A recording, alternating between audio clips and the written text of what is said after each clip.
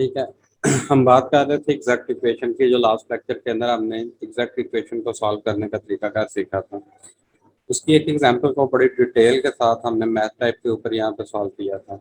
और बाकी मैंने आपको बोला था कि इनको फर्दर जो इसकी एग्जांपल्स चैप्टर के अंदर दी हुई हैं इनको सॉल्व कीजिएगा।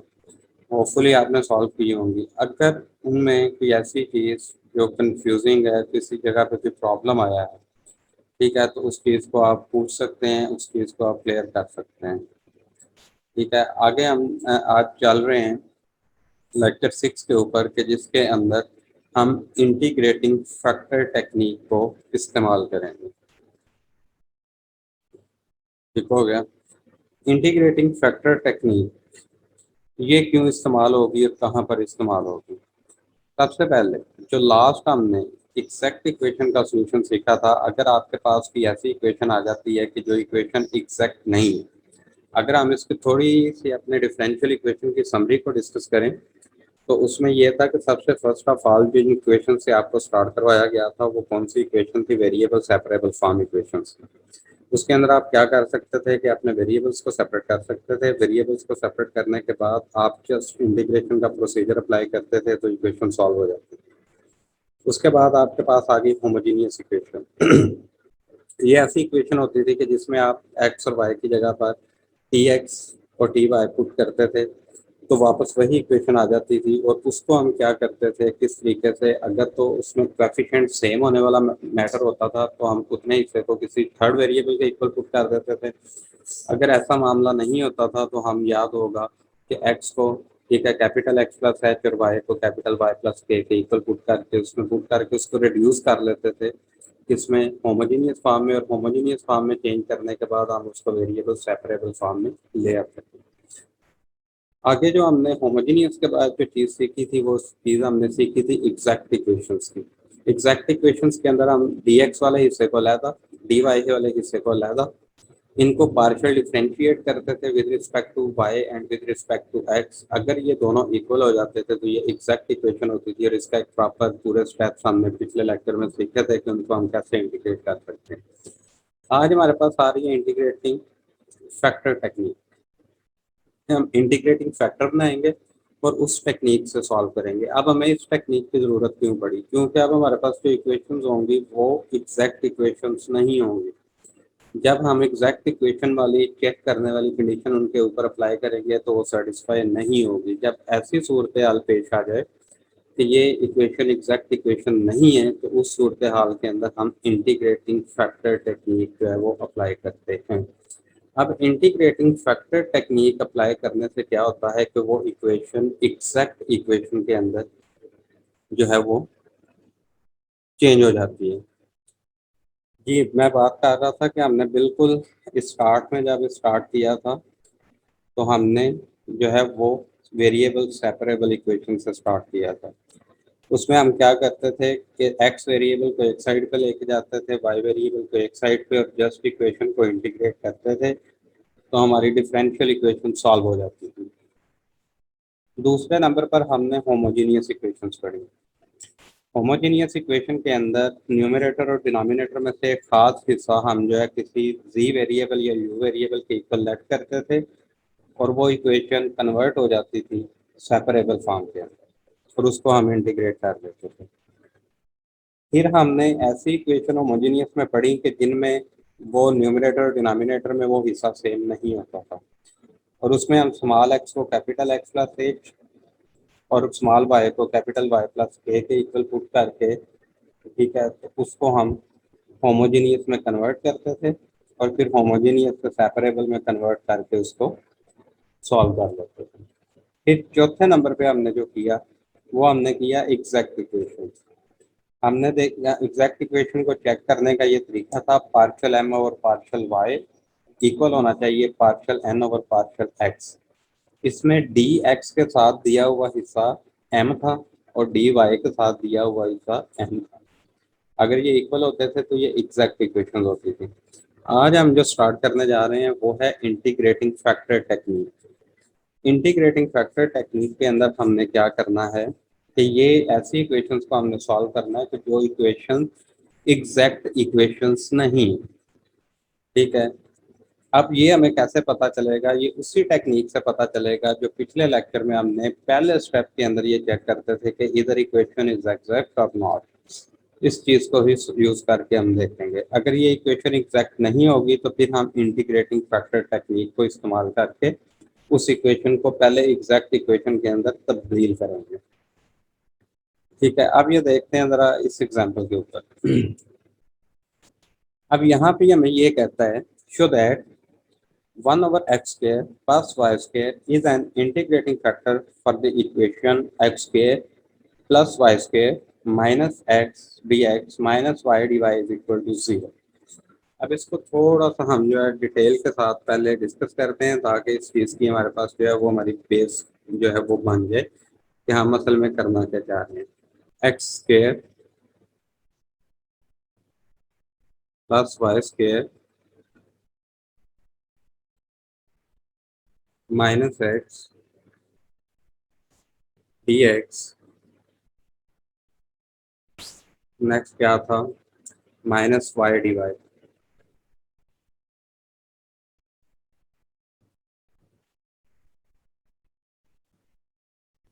Is equal to 0। ये इक्वेशन गिवन है जी। हमें जो उसका क्वेश्चन है उसकी तरफ बाद में आते हैं। पहले नंबर पे हम इस चीज़ को ये देख लें कि इधर ये इक्वेशन एग्जैक्ट इक्वेशन है या नहीं। तो सबसे पहले हमने इसमें m देखना है कि m क्या है। m ये वाला हिस्सा होगा जो कि dx के साथ दिया हुआ है, जहाँ पे मेरी स्पॉटलाइट मूव कर रही है, जो ब्रैकेट के अंदर दिया हुआ है x² plus y² minus x। ठीक है, इस हिस्से को हम m के इक्वल लिखेंगे।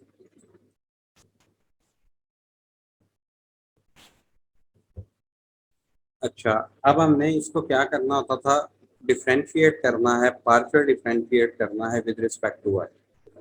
ठीक है, वो हम करते हैं। कैसे करेंगे,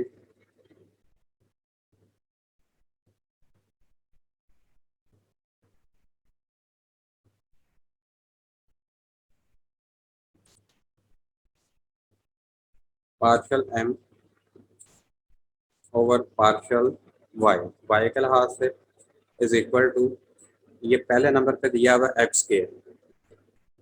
तो जब पार्शियल डिफ्रेंशिएशन करते हैं तो एक्स तो कांस्टेंट होता है और कांस्टेंट का डेरिवेटिव क्या आ जाएगा, 0 plus y square. Y square का वाई के लिहाज से डिफ्रेंशिएट करना है तो 2 पहले,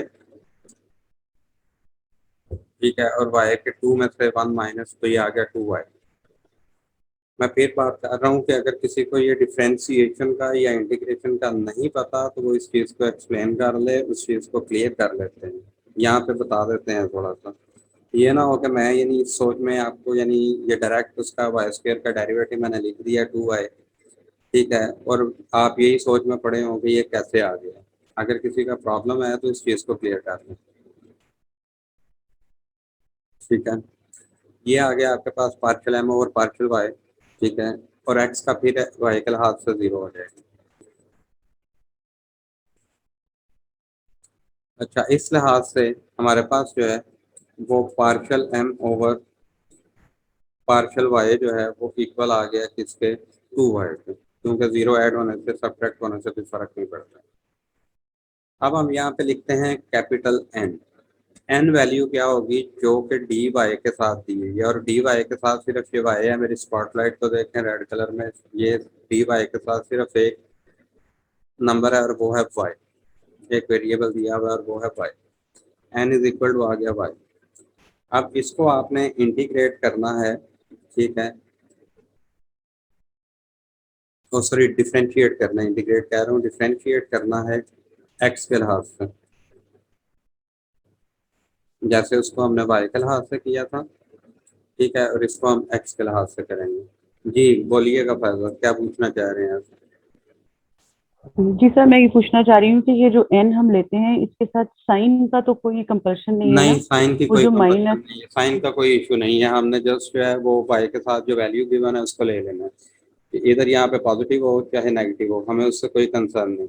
हमने जस्ट अपनी कंडीशन को देखना है कि एग्जैक्टली कंडीशन क्या थी कि partial M over partial y equal होना चाहिए partial N over partial x के। तो क्या ये फुलफिल होती है या नहीं होती, हमें इस चीज़ से कंसर्न है यहाँ पर।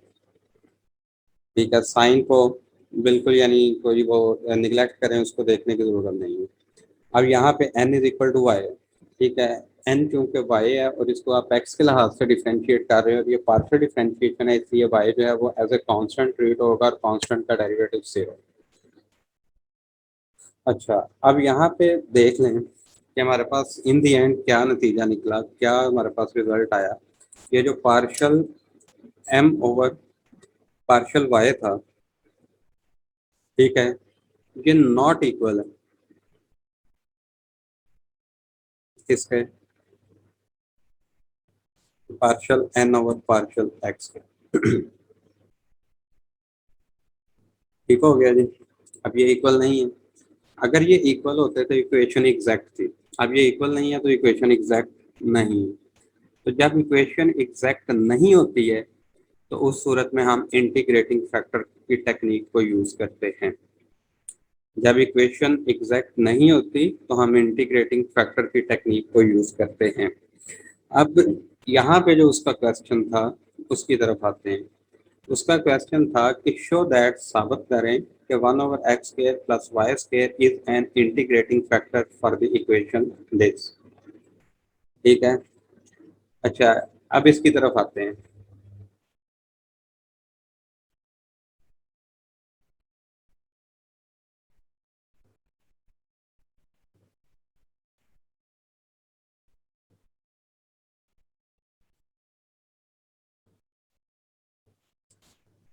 अच्छा, इसकी तरफ आने के लिए ये चीज़ तो क्लियर है, इसको मैं अब यहाँ से रेज कर दूं, कोई इशू तो नहीं है किसी को।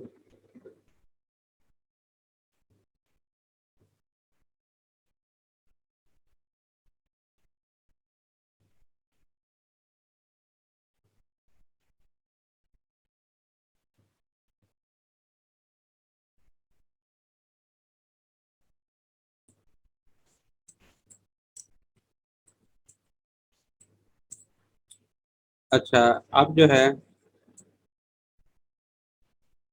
यहाँ पर ये चीज़ सबको क्लियर हो चुकी होगी, उम्मीद है इसमें कोई प्रॉब्लम नहीं, इसको मैं रेज कर रहा हूँ। ठीक है जी।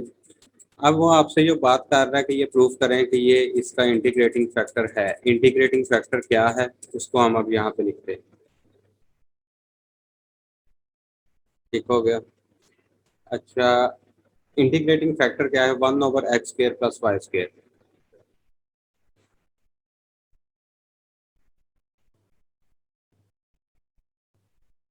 1/x² plus y²।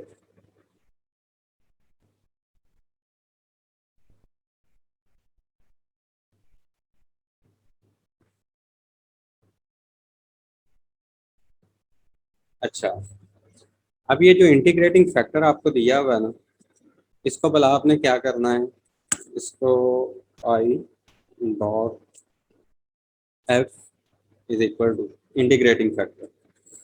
ठीक है। अब इसको आपने इक्वेशन के साथ मल्टीप्लाई कर देना दोनों साइड का।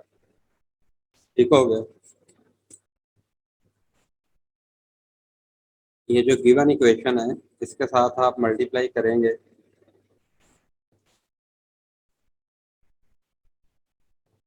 ठीक है।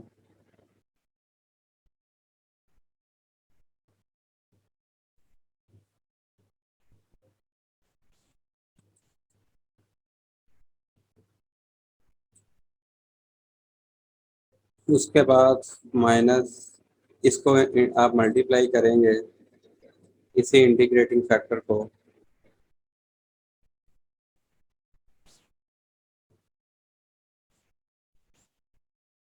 सारी इक्वेशन के साथ। राइट साइड पे जरूरत नहीं है, जीरो के साथ मल्टीप्लाई होकर जीरो हो जाएगा। अब इस हिस्से को आप अगर सिंप्लीफाई करें, ये इतना ही डी एक्स वाला, तो ये क्या सूरत इख्तियार कर जाएगा, ये बनेगा 1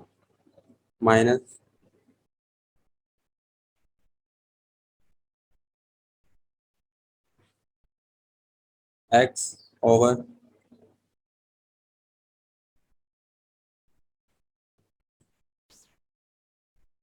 x² प्लस y²। चेक कर लें इस चीज़ में कोई प्रॉब्लम तो नहीं है। ये समझ आ गई है मैंने क्या किया है।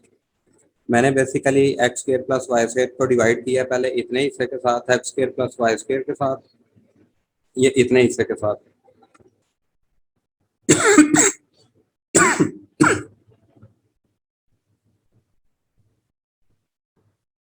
इतने हिस्से से डिवाइड किए, उससे ये हमारे पास 1 आ गया। ठीक है, और जब मैंने इसको अगले हिस्से एक्स के साथ डिवाइड किया तो वहां पर ये क्या आ गया, x over x square plus y square. ठीक हो गया।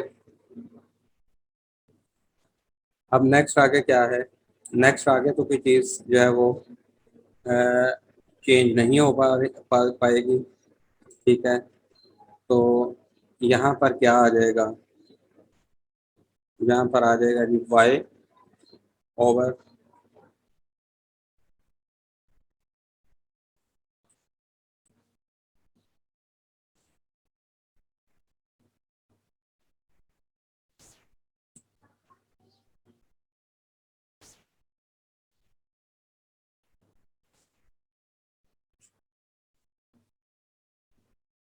ये आ जाएगा। अच्छा, अब आगे हमने क्या करना है, अब हमने एक फिर काम करना है। अब m क्या है वो देखें। अब m इज इक्वल हो गया किसके,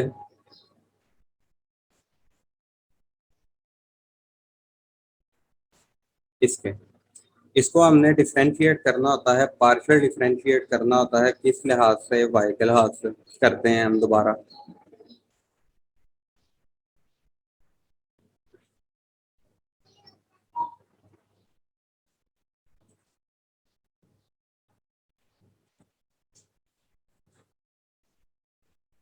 ठीक है, 1 का तो डेरिवेटिव क्या हो जाएगा, 0 हो जाएगा, माइनस इसके ऊपर डिवीजन रूल लगेगा। ठीक है, डिवीजन रूल अप्लाई करते हैं, नीचे जो भी वैल्यू है, ठीक है, उसका स्क्वायर आ जाएगा। जो डेरिवेटिव का डिवीजन रूल है, नीचे वाली वैल्यू का स्क्वायर। ठीक है,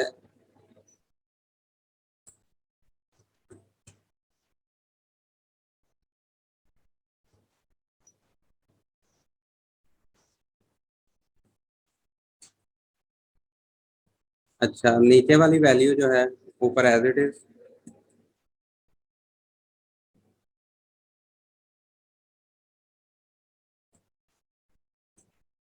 ऊपर वाली वैल्यू x का derivative with respect to y आप लेंगे तो वो क्या हो जाएगा, 0।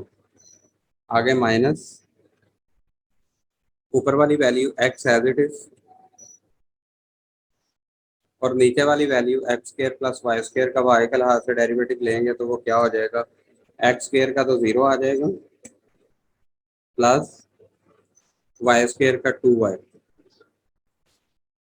ठीक है, तो ये देखते हैं जी क्या बन गया हमारे पास।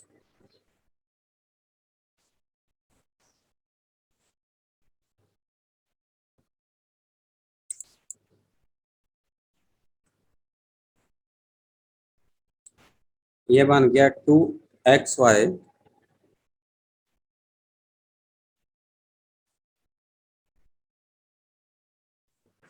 ओवर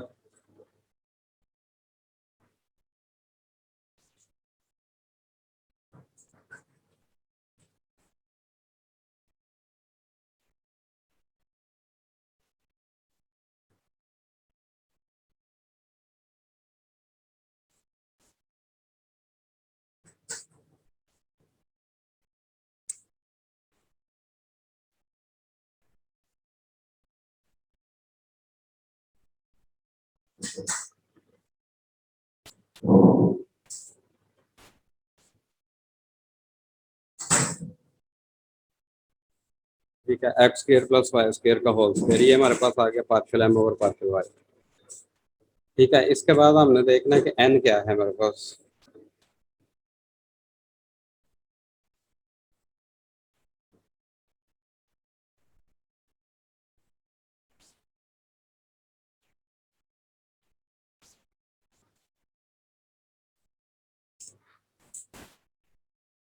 ठीक है, अब इसको हम डिफ्रेंशिएट करेंगे विद रिस्पेक्ट टू एक्स। ठीक है, तो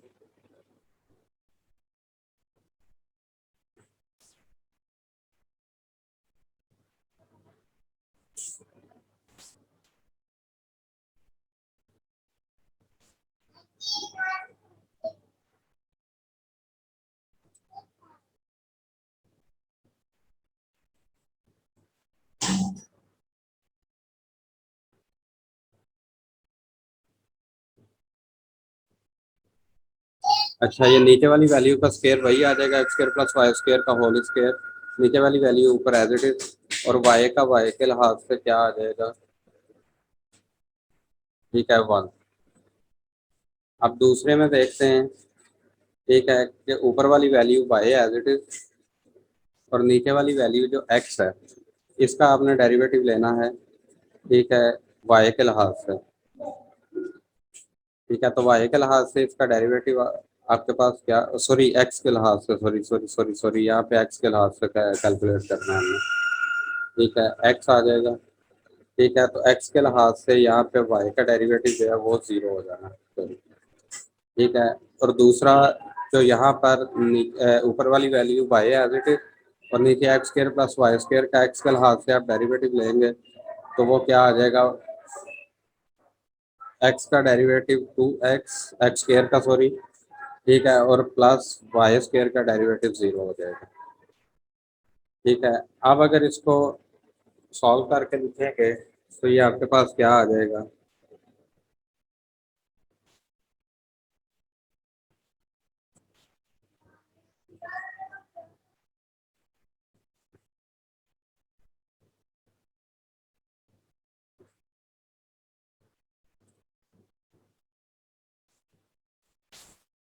ऊपर आपके पास उसी तरीके से 2xy आ जाएगा, और ओवर में देखें x square plus y square का होल स्क्वायर। अब एक चीज को नोट कर लें। कौन कौन सी चीज को?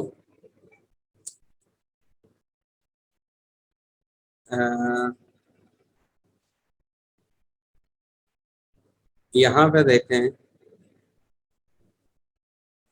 ये आ गई आपके पास value partial M over partial Y.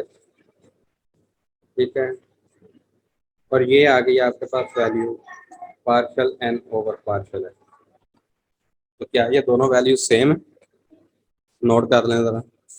जी फायदा। सर इसके साथ माइनस नहीं आएगा, ये एन वाला जो आपने डिफरेंशिएट किया है, -2xy। हाँ, माइनस ऊपर भी आना, सॉरी, ऊपर वो दोनों के साथ आएगा। ठीक है, वो मिस हो गया, मिस में लगा देता हूँ। गुड। ये देखें, माइनस इधर भी आएगा। नहीं सर, यहाँ तो ये प्लस नहीं हो जाएगा मल्टीप्लाई होके नहीं, बाहर वाले माइनस?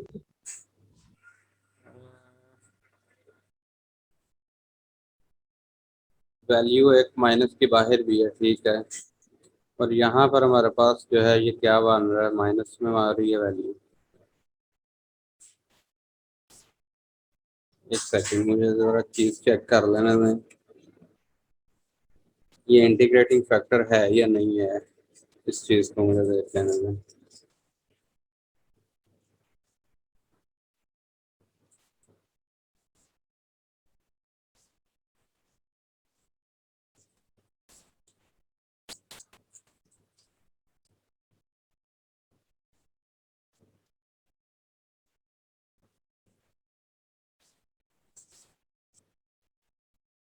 हम्म,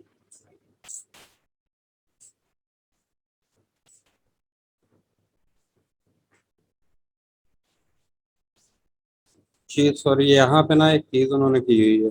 इस चीज को साथ आप कंसिडर करेंगे, फिर मेरे माइंड से यानी स्किप हो गई है कि यहाँ पे जो आपका एन वाला फैक्टर था ना, उसके साथ यहाँ पे माइनस का साइन, जो ऊपर साइन आपका दिया होगा, उसको आप कंसिडर करेंगे। ये बात ठीक की थी आगे आपने, ये जो बात कह रही थी ना, उस माइनस की वजह से भी ये जो है ना ये प्लस होगा।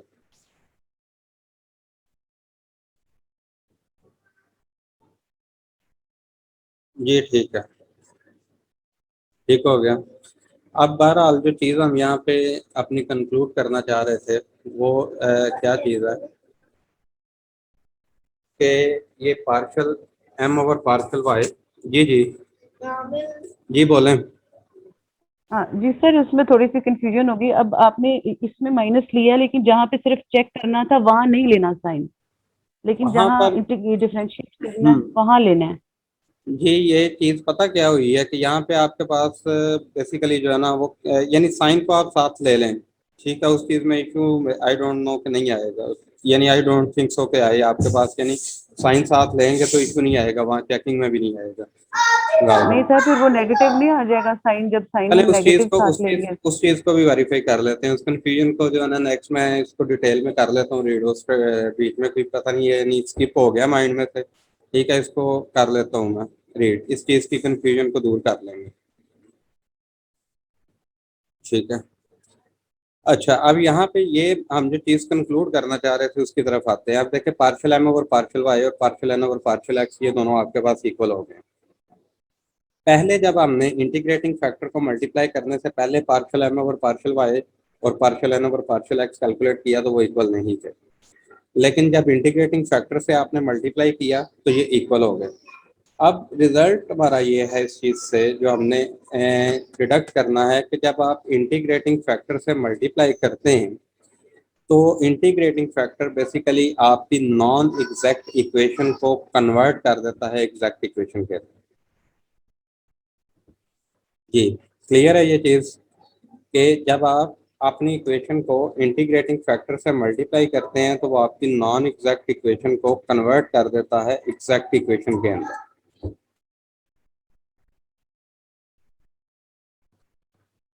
ठीक हो गया। ये बेसिकली हमारा मेन चीज थी जो हमने इसमें इंटीग्रेटिंग फैक्टर की, ठीक है, जो अंडरस्टैंड करनी थी। अब इशू ये है कि यहाँ पे तो क्वेश्चन एक ऐसा था, ऐसी फॉर्म थी कि उसने आपको खुद एक इंटीग्रेटिंग फैक्टर दे दिया और कहा कि ये प्रूफ करें कि ये इंटीग्रेटिंग फैक्टर है या नहीं। अब इसको मल्टीप्लाई करने से क्योंकि partial M over partial y partial N over partial x के इक्वल आ गया है, तो इट मीन्स कि ये इसका इंटीग्रेटिंग फैक्टर है। ये चीज़ तो हमारी प्रूफ हो गई कि ये इंटीग्रेटिंग फैक्टर है। अब और इसने हमारी इक्वेशन को नॉन एग्जैक्ट इक्वेशन को कन्वर्ट कर दिया है एग्जैक्ट इक्वेशन के अंदर। आगे एग्जैक्ट इक्वेशन को सॉल्व करने का तरीका हम प्रीवियस अपने लेक्चर के अंदर सीख चुके हैं कि किस तरीके से हमने इसको सॉल्व करना है। अब आ जाते हैं कि हर दफ़ा ये इंटीग्रेटिंग फैक्टर हमें नहीं दिया जाएगा, हमें तो सिर्फ ये कह दिया जाएगा कि इस इक्वेशन को सॉल्व करें। ठीक है, तो इंटीग्रेटिंग फैक्टर हमने कैसे लेने हैं और क्या वैल्यूज होंगी इंटीग्रेटिंग फैक्टर की, इन चीज़ों को हमने जो है वो स्टडी करना है।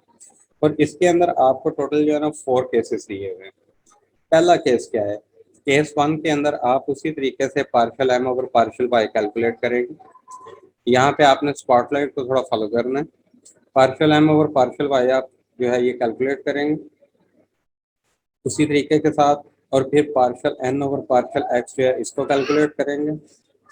ठीक है, जो इन दोनों को सब्ट्रैक्ट करेंगे, माइनस करेंगे, जो आंसर आएगा, जो आपका आंसर आएगा उसको आप डिवाइड कर देंगे एन के साथ। ठीक है, तो ये जो आपके पास आउटपुट तो होगी ये सिर्फ फंक्शन ऑफ एक्स होगा, इस चीज को ध्यान में रखें, ये is a function of x only. इसका मतलब ये है कि जो आपके पास आंसर आएगा उसमें सिर्फ एक्स होगा, वाई नहीं होगा इसको कैलकुलेट करने के बाद। Partial M over partial y minus partial N over partial x को डिवाइड करेंगे जब आप एन के साथ, तो जो आपके पास आंसर बचेगा उसमें सिर्फ एक्स होगा, वाई नहीं होगा। ठीक है, is the function of x only. ठीक हो गया। तो उस सूरत में इंटीग्रेटिंग फैक्टर क्या होगा? उस सूरत में इंटीग्रेटिंग फैक्टर ये होगा, ये जो आपने कैलकुलेट किया है, ठीक है, ये ए की पावर में आप इसको इंटीग्रेट कर देंगे विद रिस्पेक्ट टू एक्स। ये हम डिटेल के अंदर इनको कैलकुलेट करेंगे, ये अभी बड़े बड़े फार्मूला देख के आपने यानी इससे कंफ्यूज नहीं होना, इसको मुकम्मल मैथ टाइप के ऊपर सॉल्व करके दिखाऊंगा। ठीक है, ये इंटीग्रेटिंग फैक्टर कैसे बनेगा। ये पहला केस था कि partial M over partial y को माइनस से माइनस किया partial N over partial x को और एन से डिवाइड कर दिया, जो आंसर आया उसको आपने ये चेक करना है कि उसमें सिर्फ एक्स होना चाहिए, वेरिएबल वाई नहीं होगा।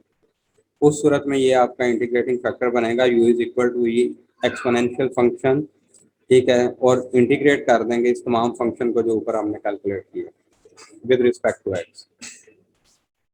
केस 2, वहां पर सिर्फ, और इसमें इतना फर्क है कि वहां पे देखें आपने n से डिवाइड किया था, ये देखें ऊपर, और यहाँ पर m से डिवाइड किया है। और दूसरा फर्क ये है कि यहाँ पे partial m over partial y में से माइनस कर रहे थे, यहाँ पे partial n over partial x पहले आ जाएगा और partial m over partial y minus हो जाएगा। डिवाइड आपने वो ऊपर n से किया था और यहाँ पे आप किससे कर रहे हैं, m से कर रहे हैं। और इस सूरत में जो आपके पास आंसर आएगा उसके अंदर सिर्फ वेरिएबल y होना चाहिए, x वेरिएबल नहीं होगा।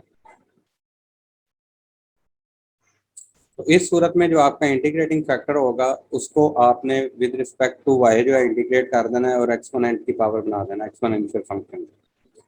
ठीक है, और इसको डिटेल के साथ हम ये फैक्टर जो है ये बनाना सीखेंगे। आगे आ जाते हैं केस 3 के ऊपर। ठीक है, टाइम लेस देन 1 मिनट है। इन मेथड्स को हम, इन केसेस को नेक्स्ट लेक्चर के अंदर डिटेल स्टडी करके इनके फैक्टर निकालेंगे। 3 के अंदर आपको क्या कहता है, if the given equation is homogeneous. ठीक है, अगर होमोजीनियस इक्वेशन है तो उस सूरत में x m plus y n equal to 0 नहीं होगा, और इस सूरत में इंटीग्रेटिंग फैक्टर हो जाएगा u is equal to 1 over x m plus y N.